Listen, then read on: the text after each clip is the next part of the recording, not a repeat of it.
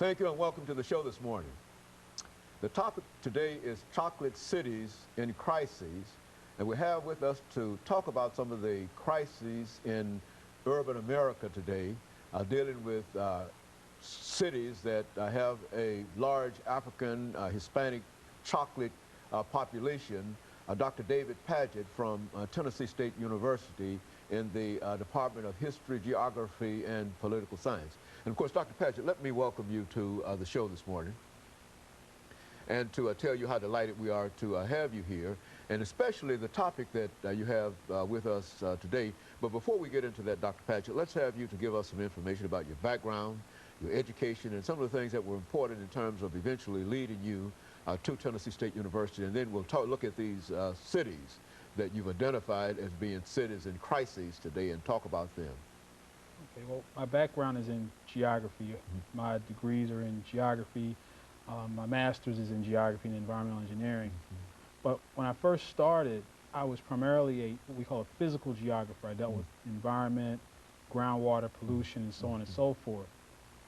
But after I came to Tennessee State University, after teaching for several years in the environmental field, we don't really have an earth science program at TSU. And so I started to evolve into an urban geographer. And one of the things that I've always done is write. Writing is my first love. But when I graduated from high school and started to go to college, I wasn't going to major in journalism. But I've been writing freelance for years. And about 9 years ago, I was reading Money magazine, and they had a list of best cities, and I was reading Forbes magazine, and all these business magazines have their best cities list. And I noticed that Black Enterprise magazine hadn't done that. And so I approached them and asked them, well, why don't you do it? And they said, well, we really don't have the expertise. But fortunately, with my background in demographics and geography, I was able to develop a methodology that they incorporated into their best cities list. And so we've done it in 2001, 2004, and most recently the May 2007 issue of Black Enterprise. So for almost 10 years I've been looking at cities, especially cities, and their quality of life returning to African Americans. And one of the reasons I got involved in this was I noticed that a lot of the cities that were on the other list were not places that had high percentages of Black people. You had the Seattle, Washington, Providence, Rhode Island, places such as that. And I said, I bet if we queried African Americans, we'd get a different list of cities, and we did. But what's interesting is while you have cities on the list, such as in 2001 we had Philadelphia was on the list, Detroit was on the list, Baltimore, Maryland was on the list. Those cities are also synonymous with problems, violence, urban decay, drugs, police problems.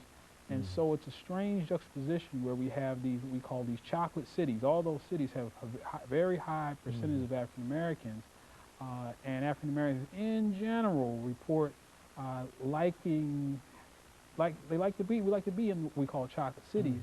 But then at the same time, they have all these problems that I just mentioned, failing schools, housing problems. And so I've been studying this over the past, like I said, almost 9 years. And then, you know, with New Orleans and Hurricane Katrina really brought to light what some of the problems chocolate cities are facing. New Orleans wasn't perfect before Hurricane Katrina.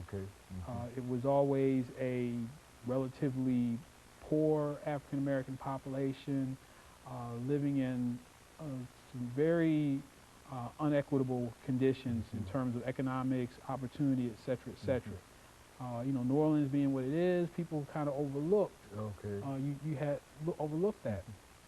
One interesting thing that happened to me is when I went to Mardi Gras one year, the African American community, with the exception of one parade, the Zulu parade, they don't really participate in what we think of as Mardi Gras. It's not theirs. Their thing is the Bayou Classics, which I'm going to be attending next weekend, and also the Essence Festival and the Jazz Fest to some degree. But things weren't really fair, equal, and really festive for black people in New Orleans, and then Hurricane Katrina really just opened that sore up for everybody to see. But there are problems such as those that were happening in New Orleans in these other cities, Baltimore, Memphis, Tennessee, and many of these other cities are having significant problems, especially with schools and with opportunity. Okay, and of course, Dr. Padgett, let's interrupt here at this time for the first commercial break, and to have you, when you come back during that second segment rather, to talk about these cities individually and identify what you consider to be some of the problems. And of course, we'll be back with our audience following this short commercial break.